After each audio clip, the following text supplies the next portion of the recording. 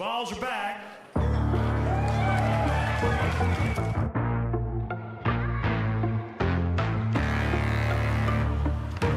Yeah.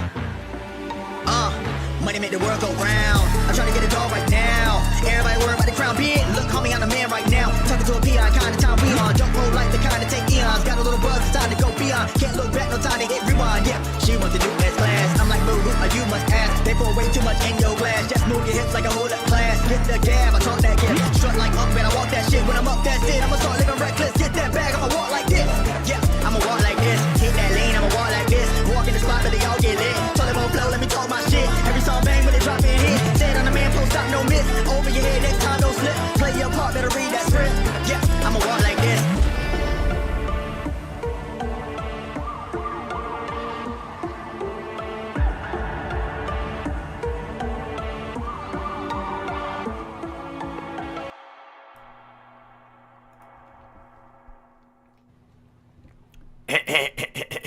Are we live? Are we live? Yes, we are.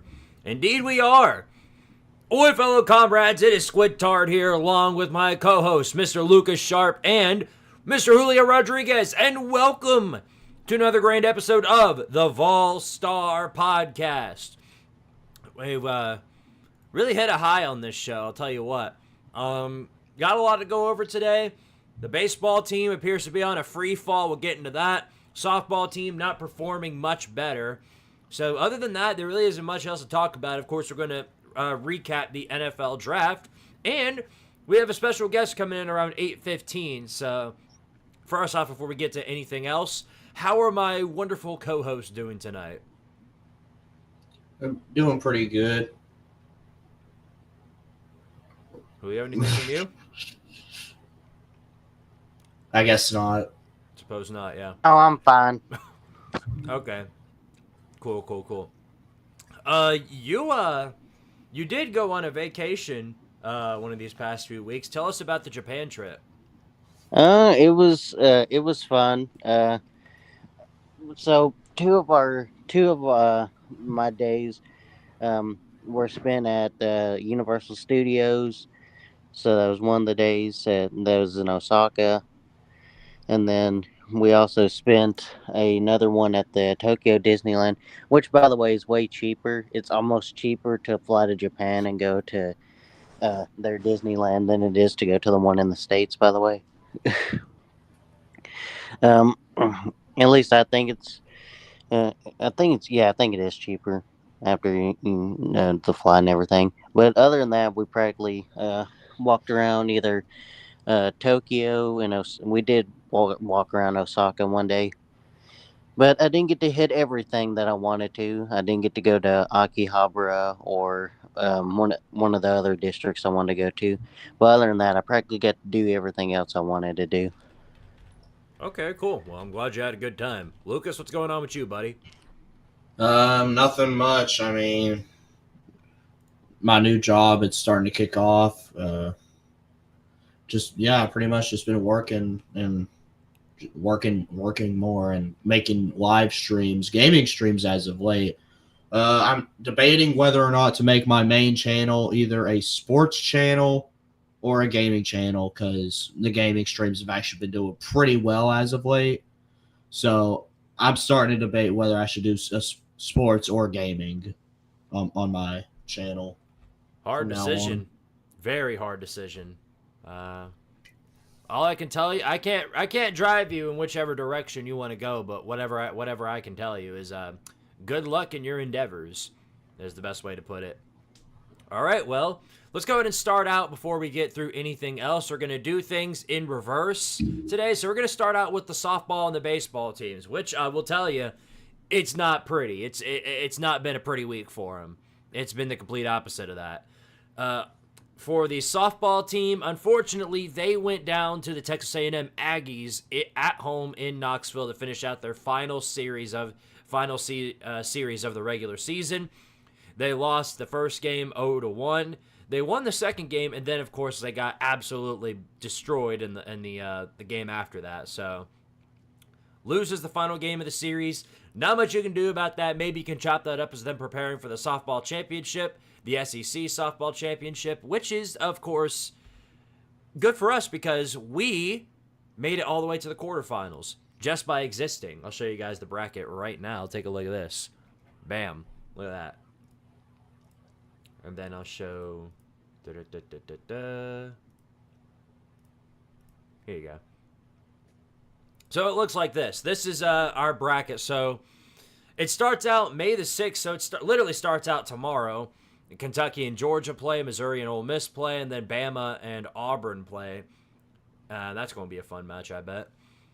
We don't play until the Thursday, actually, May the 8th. We're in the top 4 seeds, thankfully. So we'll be playing the winner of either Kentucky or Georgia or against Arkansas.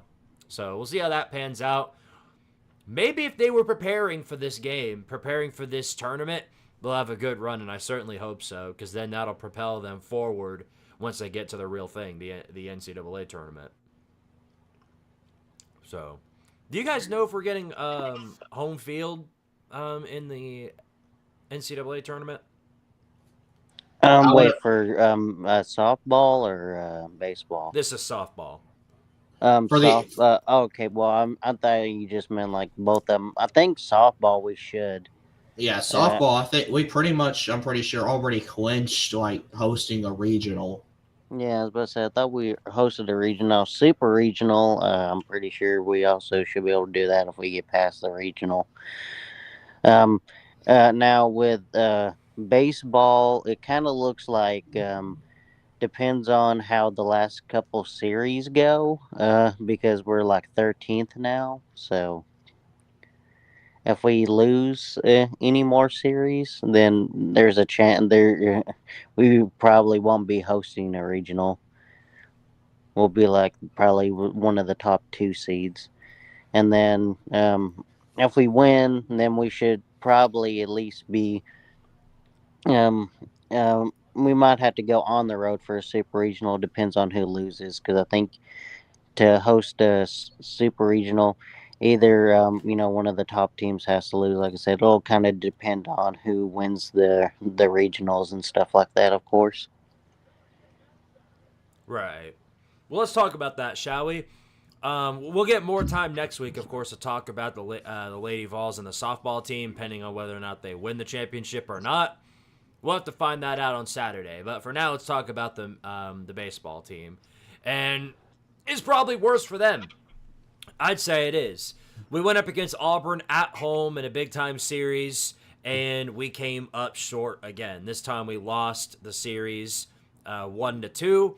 We did win the second game in what was a pretty interesting battle, but then after that, we just got absolutely destroyed. And again, you can chop a little bit of that up to the weather, because the weather in Tennessee this past week has been absolutely monstrous, storms after storms after storms. So that certainly did not help the turf in any kind. But we're not going to blame that here. We aren't Ohio State fans. We don't blame the weather. So we can chop that up as just they played a better game, they were the better team, and we have some serious problems that need to be addressed, including umpiring, as it turns out, because Tony Vitello got so mad in that game that he basically got himself ejected by screaming and yelling at the refs. Now, this is the 5th time that he's done that, gotten ejected for barking at the refs. So, not surprising at all, but if they suspend him for more than, 4 days, that could be really problematic. So, we'll see how it pans out, but what do you guys think about that? Of course, I didn't really get to watch most of it because, I was in Japan. Also, the games were like 4:30 in the morning where I was at. But I did get to see some of the highlights and stuff like that, whenever I woke up, in the morning down there. And I don't know, it's just, the team feels like, I don't know if it's, I know they're talented, but it's like it just won't click for him. Like, if we finally start to get our bats going, then the infield for the most part just starts making stupid errors. And then when the infield starts going, we can't hit anything. It's like we just can't put it all together and just be a complete team like we were earlier in the season. And I would rather it happen right now than in the postseason. But to be honest, right now, looking at how it's going, I just don't think. We'll probably get past the regional, probably, depending on if we get, to host a regional. But also, looking at the way we played at home this year, I feel like it also might be better for us to freaking go on the road and play a regional. No, I really don't know what favors us the best. And who would have ever guessed that? Tennessee better off on the road than at home. My ass. Last time we was a 2 seed in a regional, we won the regional. It was against Clemson, though. I do remember that, and that was a hard fought battle. That felt a lot like the was it Wright State, or was it somebody else that we had that walk off grand slam against? Yeah, it was Wright State. Thought so. Yeah, insane game. Yeah, I hope we don't get anything like that because my heart can only take so much. But yeah, I remember that Clemson game so much. I remember it was like top of the ninth. There was already like 2 outs or something like that. We was down by 2. And then Zane Denton just walks up and hits a 3-run bomb to give us the lead. Mm-hmm. I thought we was about to lose, but then, of course, the game went to like a million innings because nobody could score. Yeah. Right. Well, for the rest of the... Oh, you go ahead, Julio. I'm sorry. Oh, what I was going to say, though, also, it's just, I don't know, just from what I've seen from the baseball team the past couple weeks, the way we played at home is, like, very surprising. Like, to be honest, I feel like if anyone could give Mizzou a way... I'm not going to say they would win the series. God forbid they're horrible. But I wouldn't be surprised if Missouri could sneak a game off of us by the way we play sometimes. That would be by far our most embarrassing loss. We don't play them, I'm pretty sure. But I was just saying, like, it wouldn't surprise me if we had to play them this year and Mizzou did sneak a game off of us. Not going to lie. With how bad Missouri baseball's been, even if you win the series against them 2-1, that's still almost as embarrassing as losing the series to them just by losing a game to them. Well, yeah, man, they're like 0-24? Yeah, they have yet to win an SEC game. Damn. No, that's tough. That's absolutely brutal. Well, to finish this out, we still have a lot of time to get things together. We've got Indiana State tomorrow at home. And you can't chop that up as an automatic win because Indiana State's not bad. So we're going to have to put our A game into that, or it could be another ETSU situation. And then after that, we play Little Brother. Little Brother's coming to town, and we better win that series. Otherwise, you best expect an earful from outside the fan base and inside. There are a few people on Vol Twitter who will probably already be screaming the fire. So get ready for that. Y'all ready for that? We want change. Fire. We want change. Fire.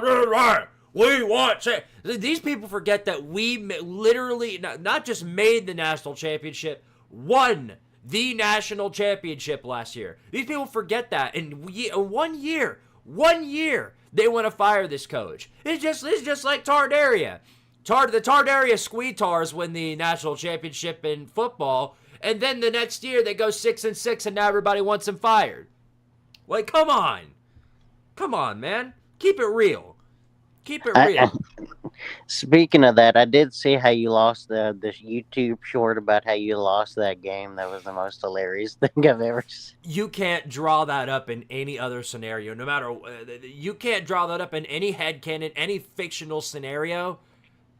That is the probably worst way to ever lose a football game is fumbling on the tush push at the 1 yard line.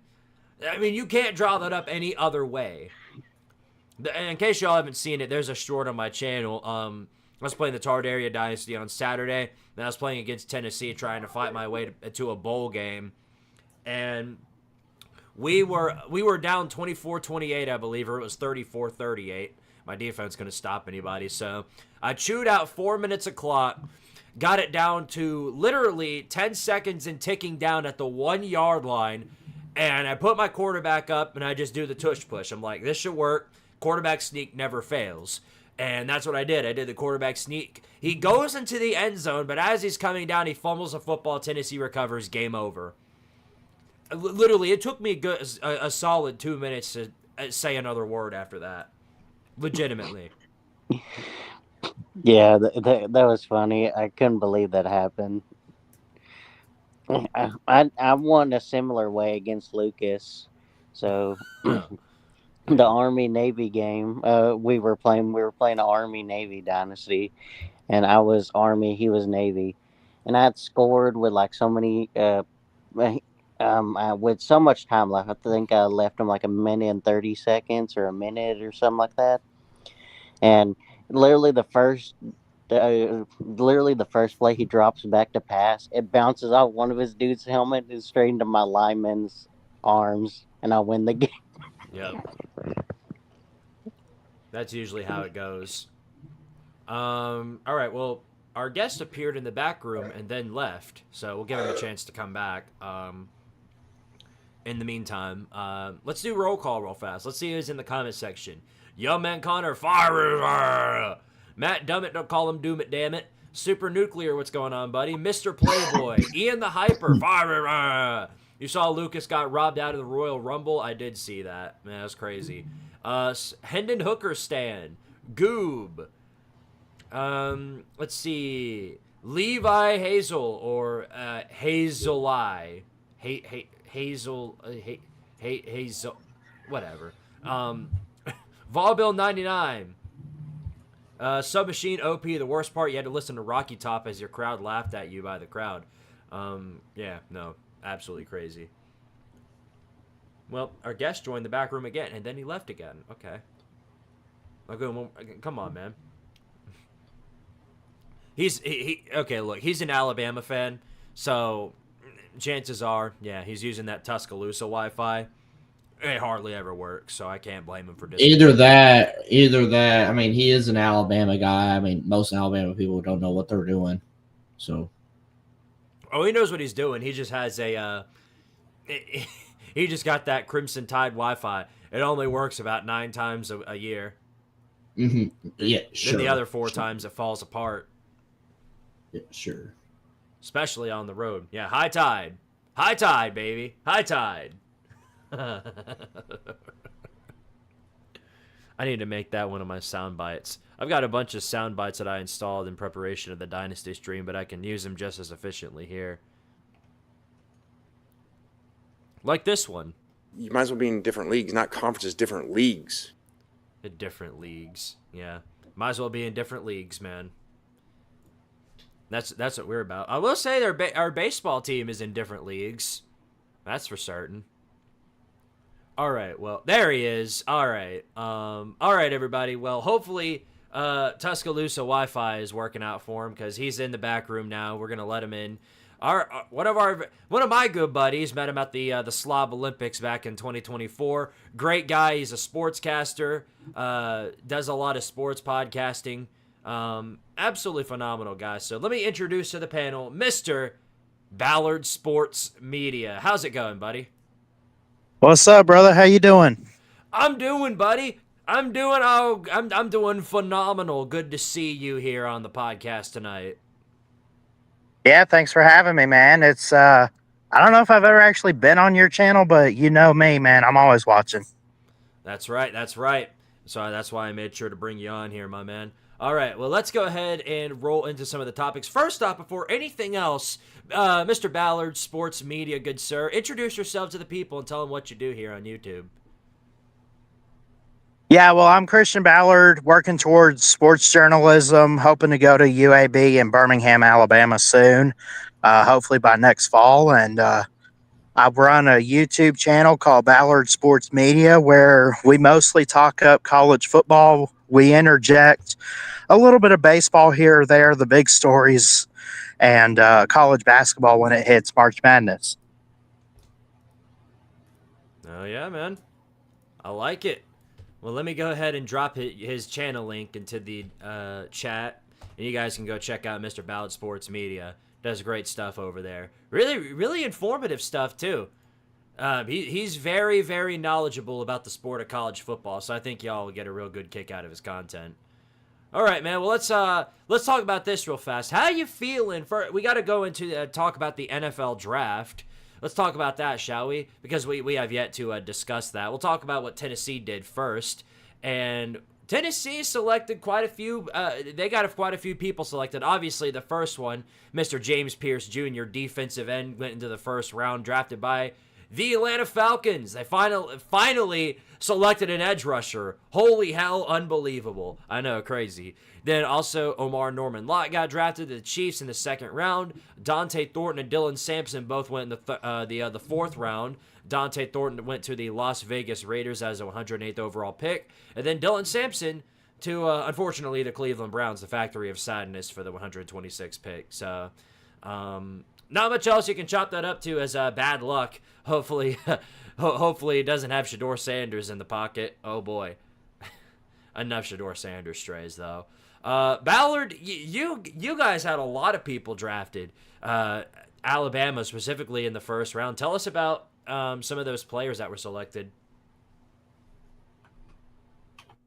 Yeah, well, obviously, I think one that stood out to me was on day 2 with Jalen Miller going to the Seahawks. I thought that was very interesting there.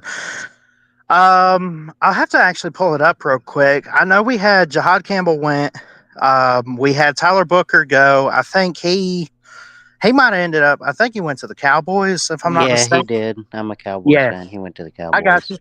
Well, I think y'all are getting a stud right there to help protect Dak Prescott, man. I think he's going to be really solid, a really good anchor on that guard position on the offensive line. Overall, they like always, they put out a lot of great talent this year, and I'm excited to see what some of these guys do. And there were a lot of great picks. Obviously, Cam Ward going to the Titans at number 1 was not really much of a surprise. I think the biggest thing of the draft that everyone saw was that Shedeur fell out of the first round, and then the second round and the third round, and he just kept falling. And ultimately, quite a few guys got drafted. I think for the most part where they should have gotten drafted, and then you had guys like Shore that just kind of fell out and ultimately got picked up on day 3. Right. Yeah. I will say this about at least the Cowboys. They're usually pretty good at scouting linemen. And, that's one thing I will say. Jerry Jones, that I hope we never lose from him, is that he actually knows how to draft linemen, like a lot of teams. And so I feel very confident with that pick. Like, if Jerry Jones picking a lineman, I have confidence. If it's anything else, I'm scared. Specifically offensive linemen. Right. Because, we've consistently had really good offensive line play for God knows how long now. But we've just, never got over the hump, whether it be because the defense has a lapse or Dak Prescott does Dak Prescott things. Yeah. Lucas, let's hear your biggest surprise in the draft. It can be Tennessee or really anybody for that matter. Tell us your biggest surprise. To be honest with you, I don't really have anything. I'm just happy the Titans didn't screw up their draft. They finally made the right decision and picked Cam Ward. Picked up Cam Ward, yeah. Well, I hate to be the one point that out, but Shedeur is probably the biggest surprise. Like, I knew he would probably fall a little bit, but I thought some team would pick him up at least in the second or third. And then, it was like, oh, dang, is he not even going to get drafted? And then, the Browns, being the Browns, they were like, they couldn't resist. Oh, yeah. He's the fifth string behind legends like Joe Flacco and yeah. Yeah. Fravel Edits, thanks for the $5 super chat. He says, my only issue with the draft as a whole was Watts and BMO went way lower than they should. BMO and Johnson are both way better than Hairston. than Kentucky catching strays. But, I mean, you can chop that. If anything, you can chop that up to, NFL draft prospects, they don't care about the numbers. NFL draft agents, they don't care about the numbers. Rather, they care about your physique and basically what you bring to the field. That's why Joe Milton got drafted the way he did. I mean, the dude's got an arm. You know what I mean? He's got an arm.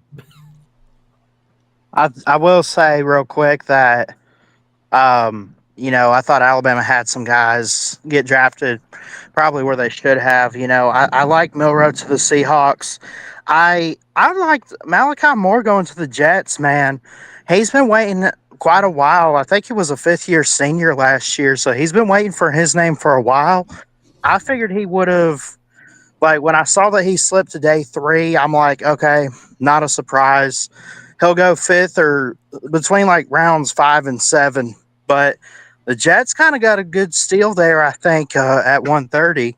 But overall, I think we're putting out good guys, and Tennessee's got some guys too for you guys, Squid. Oh yeah. I will say this. One thing about the Browns, they also know how to draft running backs. So they're usually pretty good at drafting those. They just can't draft a quarterback to save their life.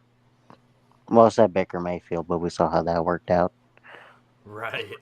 Yeah, but who knows? Maybe one of the 5 million quarterbacks they drafted works out. Who knows? You guys think? I guess if you use every draft pick on a quarterback, at least one of them's got a hit. You guys think Milroe has a shot with the Seahawks of doing anything? Maybe. That's what's interesting is the news coming out about that is, and I haven't heard anything from the inside people at the Seahawks coach or anything. I haven't really heard much from them, but all the experts that cover the Seahawks and maybe some podcasters here or there, and then really just NFL analysts, they say, he should be a tight end or a running back. Well, look, sorry, man, he is a quarterback. That's what he's listed as, at least. And I think the big thing for Jalen is no one from the Seahawks, at least from last time I checked, this weekend and stuff, no one's come out and said how they want to use him yet. But they are excited to have him, and they think that he does have a bright future. The thing that with Milroe, though, is that he has such a pretty deep ball, but it's very inconsistent. And that's kind of just the main hit on him, and that he also sometimes struggles with some of the easier and intermediate throws, too. Yeah, all the experts, really everyone, even McShay and Kuiper were saying that. He's got a good deep ball. It is inconsistent at times, like you said, but then when he needs to just pick up 5 yards to get a first down or something, he's so hesitant to just take off and run, in panic mode when he doesn't need to be in panic mode. You know what I'm saying? Right. Something that could work out of him, Right. Yeah, I feel like as long as you have as long as he has a good quarterback coach, you should probably turn out better than what a lot of people expect. It kind of really just depends on the staff they have in Seattle. Exactly. All right, well, before we move on to our next topic, we're actually going to... Valerie, we let another Alabama fan on here a couple of weeks ago, Mr. Ramajama Taylor, and we went through Alabama. Yeah, we went through Alabama's schedule and got his takes, and I wanted to make sure to get yours too. But before that, I'm so far behind on push-ups. It's not even funny. Look at that. It's got 177 to do. So I'm going to take a quick push-up intermission, and then we'll get right to that. Let me full screen real fast, because this is basically pristine athleticism right here. Watch this. 2, 3, 4, 5, 6, 7, 8, 9, 10, 11, 12, 13, 14, 15, 16. I'm going to get to 27, and then we'll continue. 3, 24, 25, 26, 27. Okay. Sorry, I had to take a quick push-up intermission because I was so far behind on that. Okay, then. Now that we've gotten that out of the way, let's get back to things, shall we? Okay, so. Okay, that's better. All right. So, let's talk about Alabama's schedule, shall we? Ballard, before we get to anything else and talk about the schedule, I want to hear your thoughts on Alabama's roster going into this year. Obviously, last year was not the way Bama fans had hoped to finish out the season. 9-4, coming short of making the playoffs, losing to Michigan in the bowl game. Give me your thoughts on that, and then give me your thoughts on the roster heading into this year. Well, I think that, going into the season last year, it was obviously Kalen DeBoer, and, that was the big storyline. Going into this year, it's all about who's going to be the quarterback, and is the defense going to be much improved? Is the O-line going to work itself out? Obviously, last year, we had a couple interesting losses. Vanderbilt, I'm sorry. And Oklahoma, Choklahoma, whatever you want to call them, and Tennessee, of course. I'll give you guys props. It was at Neyland, so not bad losses. They were, all except Oklahoma, were close. And then I'm gonna be honest, man. I don't really remember much about that Michigan game. I think I was at work that day, but I know we lost, and we lost in that bowl game. The ReliaQuest, I think, is what it was. But a lot of guys left. We just talked about the draft a little bit. We talked about some of the guys that left. Now you come into year 2. Year 1 was kind of that, okay, you got Nick Saban's team. He hands the keys to DeBoer. Let's see how he does. And considering the pressure that comes with the Alabama job, even though he had 4 losses in total, I can't get too mad about it. I mean, you're replacing the greatest coach of all time. What do you expect? And now he comes in, and now it's his team. Like, this is his team. This is his recruiting. This is his standard. You bring in Ryan Grubb at OC. You bring back Womack on the defensive side to coach up these guys. And you also bring in some of his recruits, and now he's got to work with a new quarterback.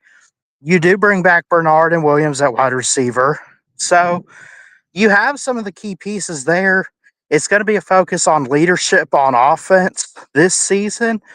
And he has said a couple different things, really, that, there's no separation right now. But if there was, like, it would be Ty Simpson.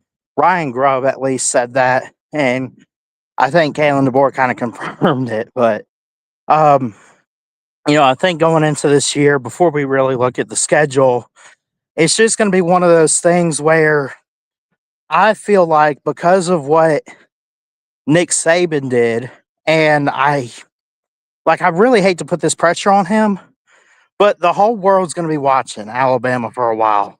Hoping that they fall, but also hoping to see, like, is it going to have that Saban type atmosphere anywhere close, at least? Like, can they just make the playoffs? Let's just hope they're one of the best 12 teams. I think that's got to be your goal. You don't have to win a championship in year 2. You don't even have to make a championship.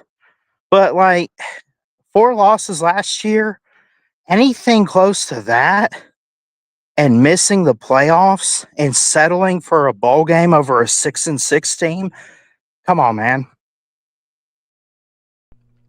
Pretty much summarized my points there. Yeah. I feel like you kind of hit mostly what I would hit at also. I mean, that's a pretty good explanation. Lucas, what about you? Where do you stand with Alabama? I mean, that's pretty much how I stand on it too. All right, gotcha. What's up, Flaming Sports Media, and Rocky as well? Good to see you guys in the comments. All right, then. Well, let's. I'm gonna show the schedule on the screen, and then you will be able to see it. And there we go. All right, showed it to the people. Now we'll show it to the people on the panel. Bam. All right. Well, I can't recall what Ramajama Taylor said about Alabama, where he had them standing, but I think it was somewhere around the range of 10-2, 11-1. So we'll see where you stand once we go through this schedule. So we're going to start out here. None other than the clowns of the 2024 season, the Florida State Tank Knowles, are your first opponent, and you play them on the road in Doak Campbell. Now, in fairness to Mike Norvell, he's done a pretty good job at damage control. He's gotten quite a few transfers out of the portal, including your boy Squirrel White. He's picked up some great offensive linemen, some other great receivers. I think he has done a great job sort of controlling the offense. On top of that, he's getting a new offensive coordinator and everybody's favorite, Gauche Malzahn, the Gus Bus. I know Ballard loves Gus Malzahn. Who could forget him, right? Right, exactly. So, Ballard, where do you think Bama stands in this game against FSU at the start of the year? I think going into it, we have the biggest shot in the world only because of how Florida State did last year. That being said, haven't looked too far into Florida State. I know they got to bring in a new quarterback, right? And I really think that's what was lacking last year, was that leadership at quarterback and the offensive really just coaching all the way around. Well, I'll tell you this. Sorry to cut you off. But yeah. I'll tell you that I just wanted to say they did bring Thomas Castellanos in from Boston College, and he had some pretty good stats under Bill O'Brien, also former Bama guy. He did. Yeah. No, yeah. That's right. But you mentioned Gus Malzahn. I think that's what's going to be interesting is he's going to be an OC. And unless I'm mistaken, he's been a head coach ever since he was at Auburn. And he hasn't really he's called plays. And that's the thing that was so weird about Gus is he would have years as a head coach where he would call plays and it pay off. And then there were years where he said, I'm just going to chew bubble gum and you guys kind of call the plays yourselves and stuff. And it didn't work. So, but ultimately, I think it's a good pickup for the offensive side of the ball. I think that they're in prime position to have a little bit more success. DJ's out of the picture. You mentioned Castellanos comes in. I think he's a little bit better, but we'll have to wait and see. I think Florida State's got to be the biggest mystery team of 2025. You don't know if they're going to hit 10 wins or if they're going to completely flop like last year. Exactly. I guess we can chop that up as a win for Bama, but after that, look who it is. It's ULM, the University of Louisiana Monroe. Remember, I think it was 2007. Watch out. That's all I'm saying. Hey, can you take over, Squid, real quick? I got to call my grandmother. I'm going to step aside real quick. Okay, well, thankfully, we're on a game that, we're all under the idea that Bama is going to win that one. Right, guys? Right? Yeah. You think that, right? Right? Yeah. Yeah, I'd feel bad for what would be said to Kalen DeBoer if he lost to ULM. Right. And then they have bye week, and then they have, what is that? Or wait, no, sorry, I skipped. They have Wisconsin, then they have a bye week. Sorry. Yeah. Let's see. Let's check out the comments real fast. The standard of Nick Saban is so high that DeBoer can be on the hot seat for 9-3. Yeah. One loss in, and they'll go, time for a change. Yeah, so that's going to be fun. LSU is going 12-0 this year. No, they are not. That's a dream under Burger King. Sorry to tell you. Squirrel White is a sellout. I mean, you're not exactly wrong, but yeah, it's far. At least he left in a much more dignified manner, unlike a certain Californian over at UCLA. Or a certain Thomas That also. Or a certain Toe-O from a certain other location. It doesn't matter how dignified you leave Tennessee. If you go and commit to one of our rivals, you're exempt from any of our forgiveness. Let's see. FSU might actually go 0-12. No, they can't go 0-12. LSU will go like what, They 8-4, yeah. 9-3. There is no way anybody's picking them to lose to the East Texas A&M Lions. Man, East Texas A&M, that's a playoff team, sir. That's a playoff team. Wait, are they playing a D2 school? East Texas A&M, that sounds like a D12 school. What is that? Look it up. Did they move up to the FCS next I have year? no idea. Get out of here. Okay, let's see. Yeah, this looks like D2. I mean, dang, they get it real rough though. They got to start out the season with SMU and then Florida State both on the road. Oh wait, no, I think Ouch. they're in the FCS. That's an FCS schedule. Besides, what is it? The Huskies, I think. Wait, no, Houston Christian. So no, I guess they're FCS now. Well, that's a something. Good right for there. them though. Anyway, yeah, they're not going 0-12. ULM facing both sides of Alabama 2 years in a row. If FSU is bowl eligible this next season, the world will explode. I mean, I found it more impossible that Nebraska was going to make a bowl game than Florida State, if I'm being honest. I'd be less shocked if they did than I was when Nebraska finally got their 6th win. Let's see. LSU is overrated like always. Yeah, no. But they're not the only one, though. Sometimes I see this every time. I got on somebody on Twitter about this. I think it was Joel Klatt, that clown. He did his top 25. He's got Iowa again, another overranking of Iowa. Why do we keep Iowa in the top 25? Why? Why do we keep doing it? Same thing with Texas A&M. These two teams just, for whatever reason, are stuck to top 25 polls like a tumor. And then on top of that, the added bonus there was that he kicked Tennessee entirely out of the top 25. Yeah, imagine this: a Texas A&M versus Iowa national championship. Imagine this. I can't imagine that, and I don't think anybody else can either because it's literally impossible.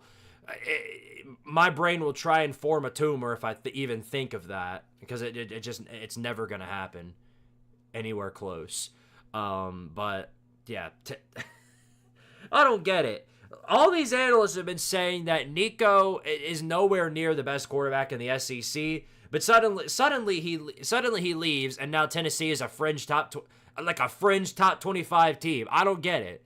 Meanwhile, there are several other SEC teams that are suffering from the same issues as Tennessee, losing their top quarterback, bringing in an unproven starting quarterback in their first year. But nope, they're completely fine. Us, though, fringe top 25, it might never win a game again. I don't know. Anyway, Ballard is back here. Good to see you again. Yeah. All right, well, getting back to the schedule here, we can chop up ULM,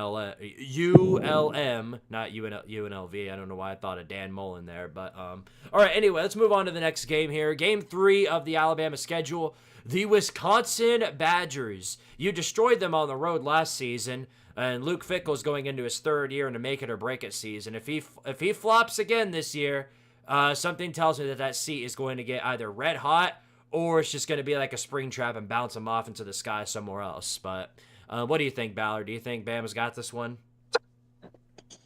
Yeah, I think Wisconsin could be one of those teams that has improved, but considering how we did on the road last year and considering it's at home this time around, I hope we have all our ducks in a row by week 3 for this game. And ultimately, I think that we could be in top shape to give them another butt whooping or two. All right. Well, that adds the question. Do you think Luke Fickell gets canned this year? Ooh, that's a tough question right now. I think we got to wait and see. I mean, I would peg them around 7-5 or whatever And if that's the case, I know they're looking for more in Madison. I think it's possible, but I'm not going to guarantee it. All right. Well, after your bye week, and this is a big bye week because the next week you got to go on the road in a Sanford Stadium to face your son, the Georgia Bulldogs, the Mickey Mouse Clubhouse themselves, the Magic Kingdom. Obviously, they're coming in with a great defense, but an unproven quarterback, a Gunnar Stockton. We expect sort of similar performances to Carson Beck. But what do you think, Ballard? Can Bama go into Athens and beat Georgia again? I think they can, but if I go back and look at what I had predicted in my preview, I think Georgia's got us this year. I really do. I think that ultimately Georgia's going to be a better team this year. I know they got an unproven quarterback, kind of like we do, but when in doubt, I usually take the home team. Especially, you would know this as a Tennessee fan.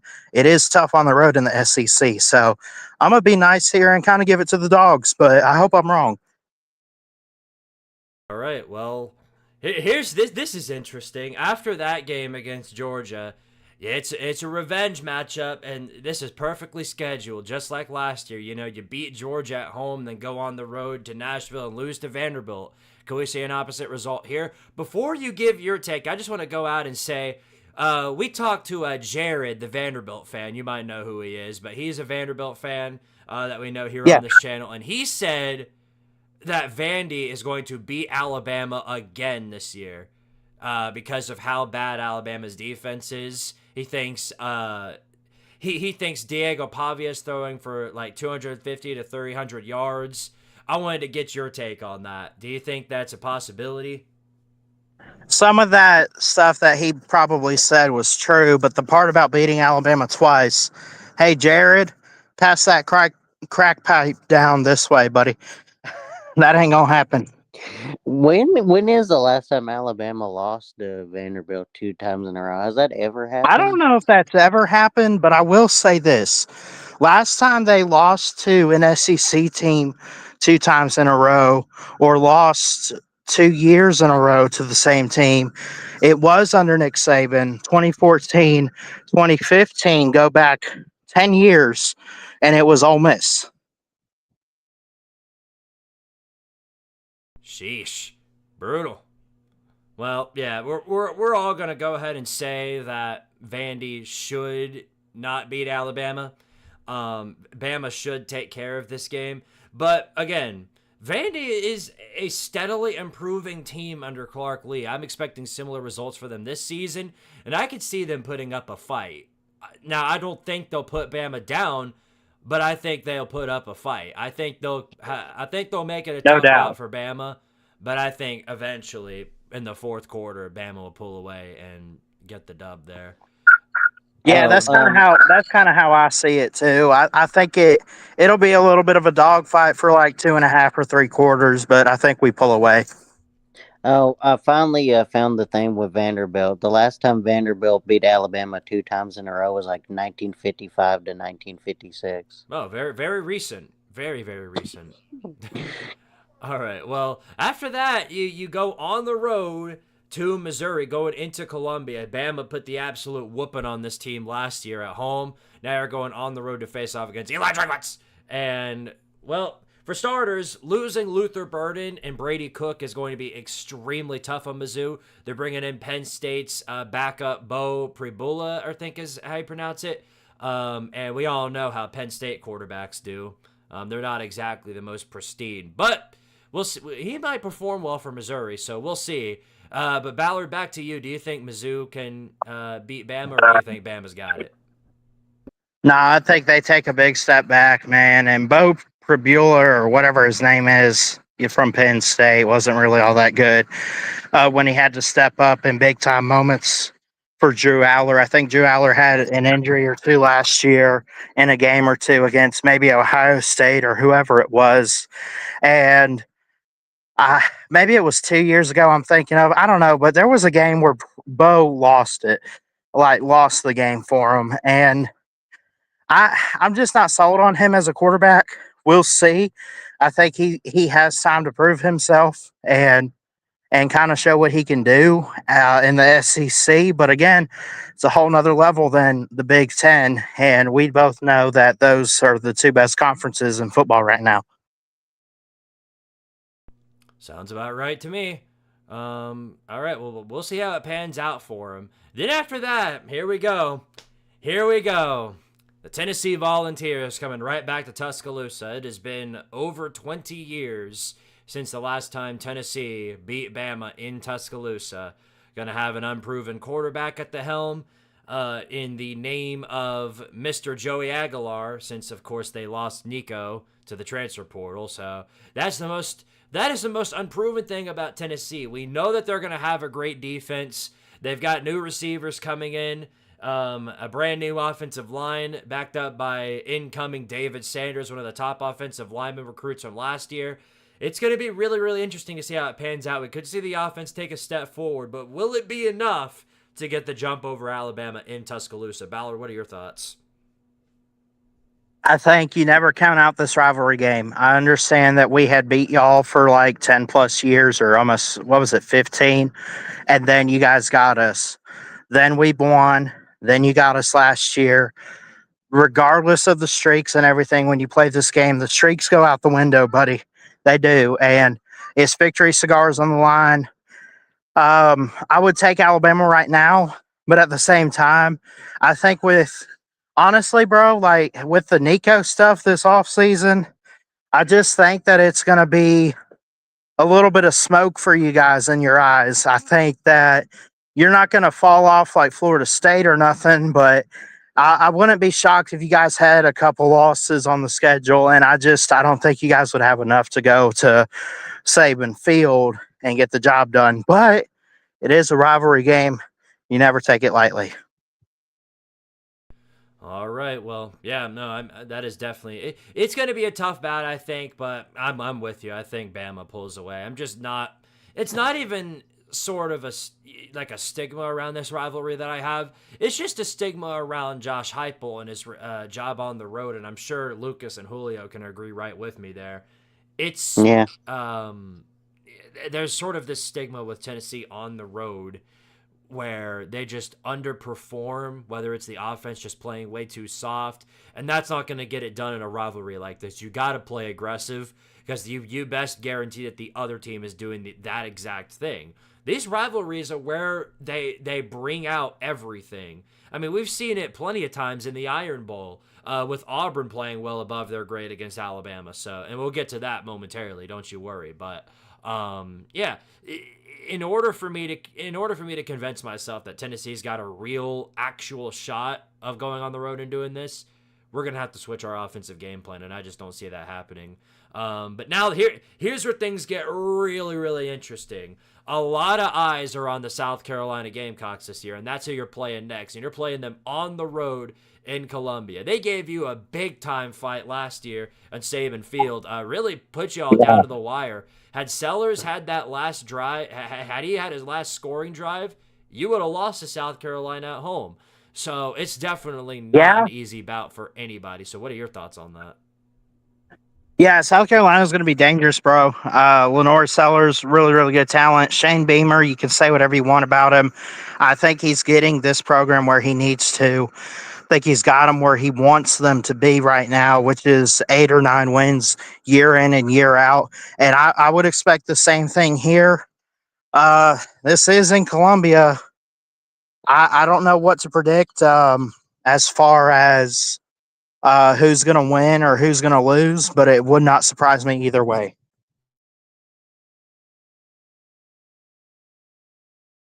Yeah, this is kind of a toss-up for me. I mean, I might lean more towards Alabama because they got more talent, but also wouldn't surprise me if Alabama, went down there and lost. I mean, South Carolina is a very underrated place to play, like very hard place to play that I feel like a lot of people don't talk about it a lot in the SEC. For sure. So that's how I feel about it too. And then after that, you have the bye week. So, and then what's that? LSU after that? Yeah, we get them at home this time around, which I'm high on. I'm high on LSU. I think it's going to be somewhat of a dogfight, but um, I would expect Alabama. The thing about it being late in the year and at home, I would just expect it to go in Alabama's favor, just because it's late in the year, and any question marks they have would be answered by this point in the year. Yeah, Flamin' Sports Media said this earlier. He said, "Sorry, Ballard, but LSU is destroying you in Tuscaloosa this season." And who Come on, knows? man. Who knows? Who knows? You know what I mean? Who knows? Also, I just realized we're an hour into the show, and I have yet to change the title of the stream. It still says featuring Rec Talk. He was our guest from last week, and I forgot to change that. Allow me to fix that mistake. Bam. Okay. The title has been updated. That was bothering me. I didn't even realize I forgot to change that.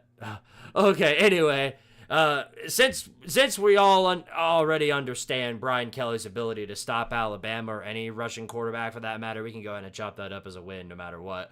Yeah. On to the next one. Here's a tough one here. Oklahoma in Tuscaloosa. Now, Oklahoma, obviously, they absolutely destroyed you last season, knocked you out of the playoffs, just sort of punched you in the mouth. Now you got them coming into Tuscaloosa, but they've got a brand new offensive play style at hand. Obviously, they fired Seth Luttrell, brought him over here to Knoxville, whoop-de-doo. But they bring in a new offensive coordinator and a new starting quarterback, Washington State's guy, John Mateer, who put up video game numbers over there with Washington State last season. So, Ballard, do you think they run it back against you, or do you think Bama gets the jump on them?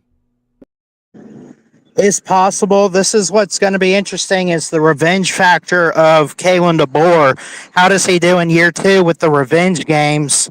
Obviously, Saban was able to do pretty good with that, but Kalen DeBoer, whole nother story. I thought he did pretty good with some revenge, and not that he really ever needed it, I don't think, at Washington, but I would take the home team here with Alabama. I think it'd be a close game. It'd be a dogfight, but ultimately, Oklahoma's going to be a challenge. Jackson Arnold's now at Auburn. Michael Hawkins, I like him a little bit better. I think he's more mobile, and I just hope our defense can hold up. Yeah, we'll see. They definitely got plenty of options at quarterback for starters, I'll say that much. I'm pretty sure Michael Hawkins hit the portal, if I'm being right. I think I could be wrong about that. Oh, did he? I think he did. I'm pretty sure their guy's John Mateer regardless, but I'll need to fact check that. Anyway, on to whoever cares. Eastern Illinois. Yeah, Popeyes East. That's a win. There we go. Because we got to talk about this game right here. The old legendary Iron Bowl. Auburn Tigers. And, well, this one's very important for a variety of reasons. A, it's a rivalry game, so that's pretty obvious. B, is because Auburn has underperformed in terms of record this season, short of making a bowl game with Hugh Freeze. And Auburn has a very, very thin leash with coaches. I mean, think about how thin the leash was for Brian Harsin. So, and because Hugh Freeze doesn't necessarily have the moral code backing him up, a lot of focus is going to be on that if he doesn't perform this season. So this is a win I think he's going to really, really need. It's in Jordan-Hare, and we know how important that is for home field advantage. So, Ballard, well, what are your thoughts? Do you think you can get out of Jordan-Hare with a dub? I think we can. I just don't know if we will. I'm not ready to predict that game until Thanksgiving, so I'm going to hold off on saying Auburn's going to win or lose.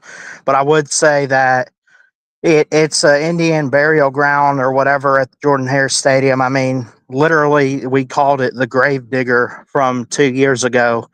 That should have never happened. The kick six should have never happened. But it did, and that's just what's so crazy about this rivalry. I don't care how good or bad the season's been for either team. When you play it, no matter where it's at, nothing like it, man. Nothing like it at all. So, but I would, for now, take Alabama just because I think they'll be a better team.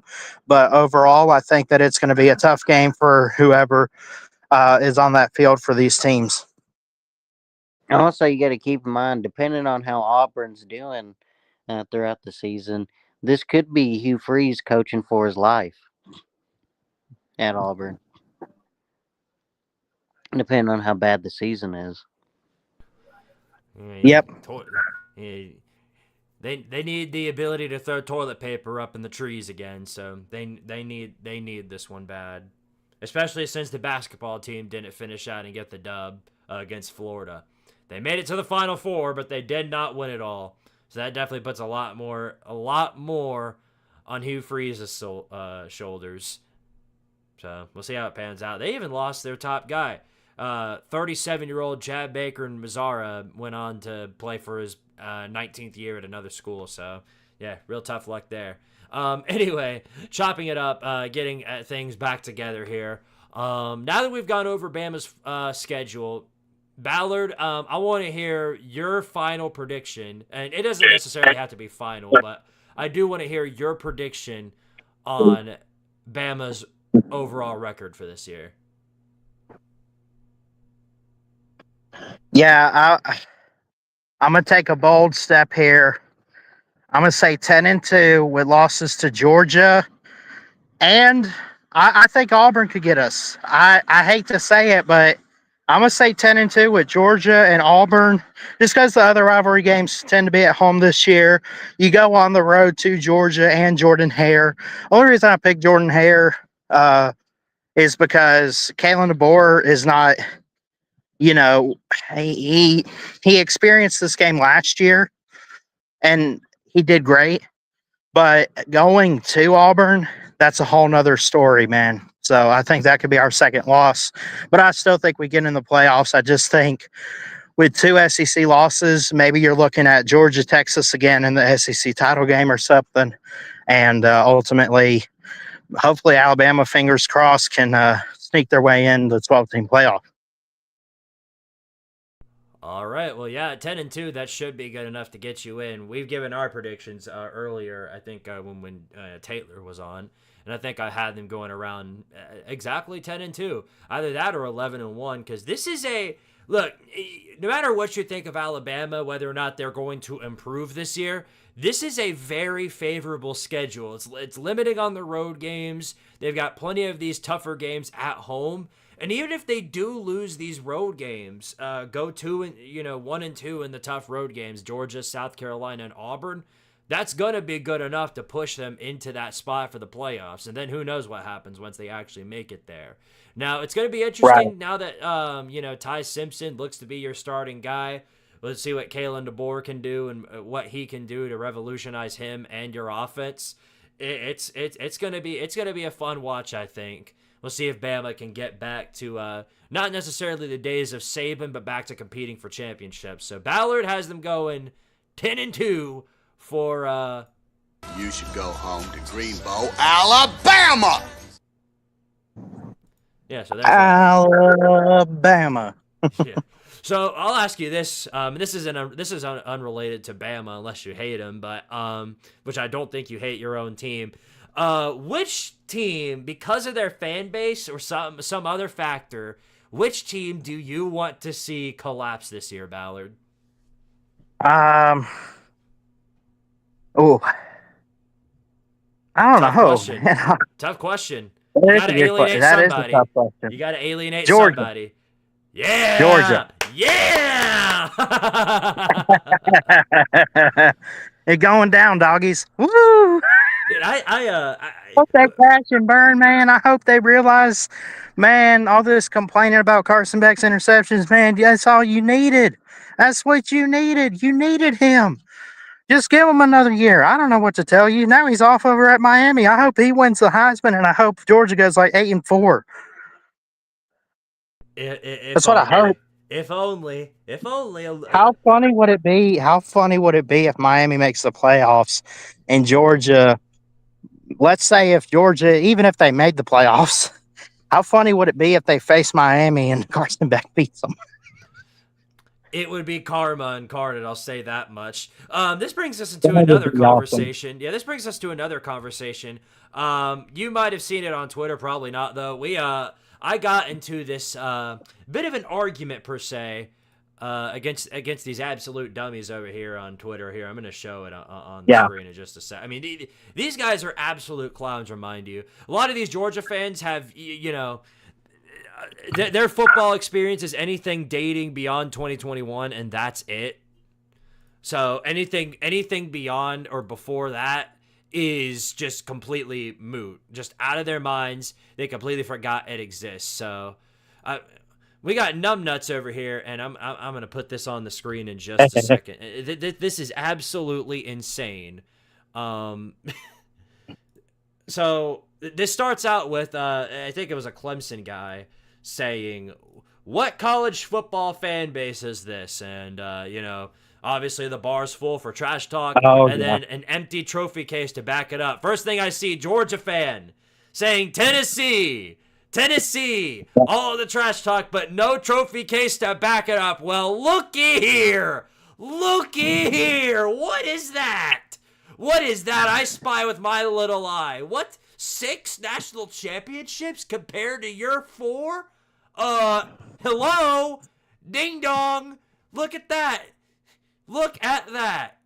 It's the consequences of your actions. Holy hell. And of course, the argument to this was, "Oh yeah, you're just claiming a bunch of national titles. Those aren't real. You just claimed a bunch of them." Okay, so if we use that logic and fairy dust, Harry Potter magic, all our fake national titles away, as you could dream of, you've still got as many national titles as Tennessee. So this comment about no trophy case for Tennessee to back it up applies to your team. It's self-ownage. How can you people be this dumb? It's literally proof that dead internet theory is less of a theory and more of a revelation. This is unbelievable. So, yeah, Ballard, I'm right with you, buddy. I'm ready for these people for reality to come crashing down on them, and it will. Yeah. If Tennessee's going to falter and man. collapse because we got a starting quarterback that nobody's ever seen, you best guarantee the same results as Gunnar Stockton, because he might be worse than Carson Beck. I hope so, man. Part of me hopes so. But Squid, hey, ridiculous. Yeah. I will say thank you for having me on, man. I do have to run and take care of some stuff, but as always, man, love you, brother.